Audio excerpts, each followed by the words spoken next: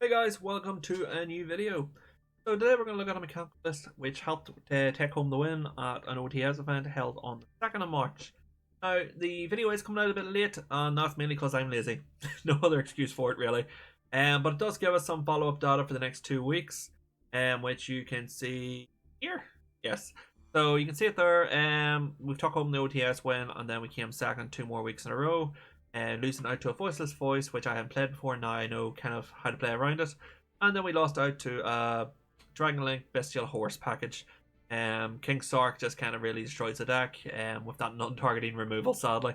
But the deck shows to be very consistent. Yeah, so with that, we'll jump straight into this list.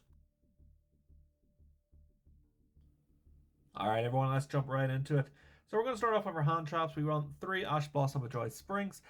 Yeah, can't really say much more about Ash. Ash is just very good overall. Kind of 3 in most decks nowadays, so yeah. We then run 2 Nibiru. We did take out our Lava Golems and put our Nibiru in for the OTS, as we predicted a lot more fire decks. And yeah, it did win us a few games, create the big token so that we could swing into. We then run our Kaiju package, so we have 1 Lightning Strike, 1 Mad Flame, and 1 Star Destroyer. Yeah, distribute over anything troublesome, such as a Brawn the Flare, and you can always bounce it back with Water Obelisk to do some OTK shenanigans. So yeah. We then run 2 Diviner of the Herald. Diviner of the Herald, of course, is one of your searchers. If you dump Herald of the Arclight from your extra deck, you can search for the Ohime or the Ritual spell. It can also help pop a card if you get rid of your Entis. Maybe if you need to destroy something like an anti-magic Virulence trap card. So yeah, very good in the deck. It also lets you access your power tool, Braver Dragon, for any OTK options with the double-edged sword. We then run into 3 Ohime. So we're into our mechanical package. We run 3 Ohime, 2 Hare, and 3 Huli. Now normally I would run the opposite and do 2 Huli and 3 Hare, but targeting is very prevalent in the current meta.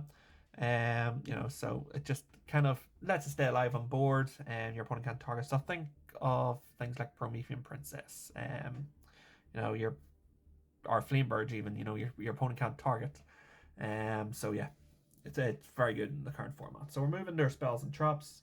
We're going to start with our spell and trap destruction. So 2 Lightning Storm and 1 Harpies. And kind of standard in the deck, going second deck. You want to get rid of your opponent's back row before you do anything. We're then into our draws. So we use 2 triple tactics if we need extra draw, since we're going second, and 2 Pot of Extravagance, as we don't really use the extra deck a whole lot. We then run 2 Hidden Armory, which is a new addition to my versions of the deck.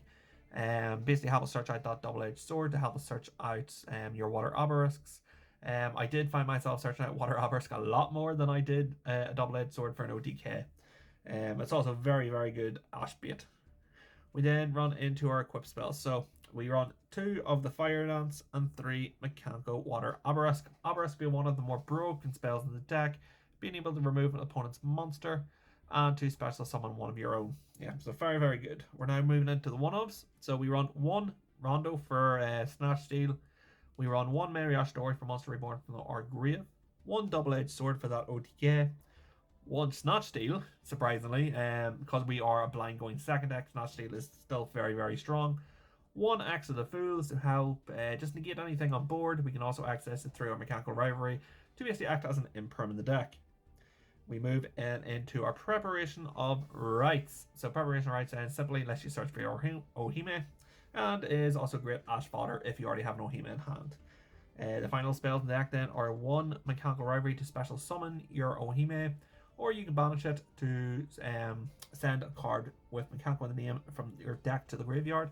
So if you have a Mary Ashidori, or even the other way around, you have a Mikanko in the grave, you can send the Mary Ashidori to Monster Reborn, or you can send the Mikanko if you already have the Mary Ashidori in your grave. We then run 1 Mikanko Kagura in the deck as another way to ritual summon the Ohime. Kagura did win me quite a few games this weekend, just being able to do that extra bit of burn damage. Because if your opponent can't stop the special summon, the activation of Mikanko Kagura, you basically get the destruction, non-targeting destruction at that. So we then finish off the deck with 2 trap cards. So 1 Mechanical Rivalry to search out our equipped spells, and 1 Spirit Walk to act as an interruption, steal our opponent's monster and equip it to our monsters. And of course, if it's equipped to a Hara or Hulu, we do get that search. So that's it for the main deck, guys. We're going to move into the extra deck first, and then into the side deck. So moving into the extra deck, we run 2 Herald of the Arclight and 2 Power Tool Braver Dragons. So that's our synchro package, very simplistic, you know. It's our Diviner of the Herald stuff. So we dump Diviner of the we dump Herald of the Arclight with Diviner to get our search, and of course that raises our Diviner to level 6, which we can go into Power Tool Braver Dragon with any of the level 3 Mikankos. We run 1 Elder Entity Entes. Same reason, it is our discard fodder for our Diviner, which then lets us pop a card on the field. Going into our Exceed package then, of course, we run 1 Zeus, 1 Gaia, 1 number 49 Fortune, and 1 Downer Magician. So this is just your Zeus package. You know, you go into your 49, into your Downer, into your Zeus, and if you manage to steal an opponent's Exceed, you can always use Gaia into a Zeus as well.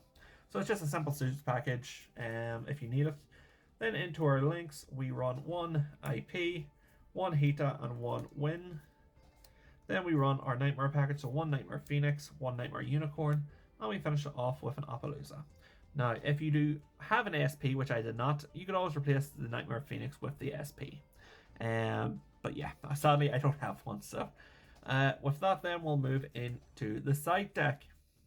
So our side deck's very basic for this current format. So we run our 3 DD Crow for Grave Interruption, 3 Cosmic Cyclone if you need to remove that back row.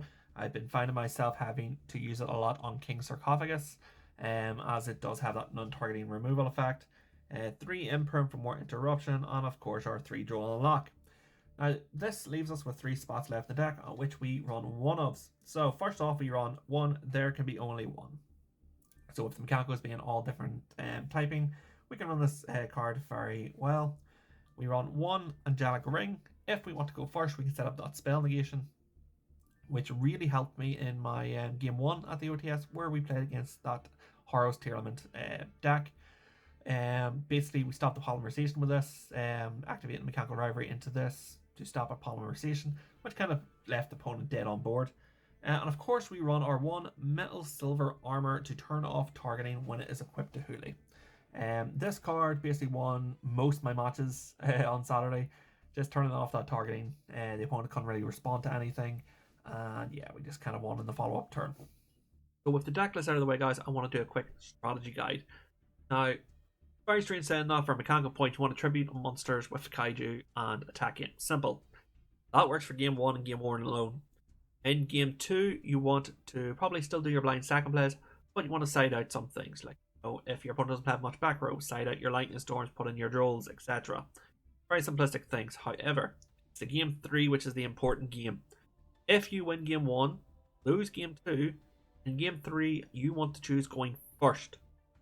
Now, it sounds strange when you say it out loud about a Mikanko deck. You want to side out your Kaijus, you want to side out your Lightning Storms, you want to side out your Axe of the Fools, you want to put in your going first stuff. You want to put in your 3 Imperms, put in your going first package, which is your Metal Silver Armor, your Angelic Ring, and your Tikaboo. The minute you in game 3 you say you're going first, your opponent might look at you very shocked. But the minute you set up those Imperms, the minute you set up your your target denying through the Huli and a Metal Silver Armor being equipped by your Mechanical Rivalry, takes your opponent by surprise, puts them in the wrong mindset, and you pick up that win. That is how I won most of my games at the OTS. And with that, guys, it's going to be the end of the video. Thank you very much for sticking to the end. Give the video a like if you liked it. Make sure to subscribe, and I'll catch you guys next time.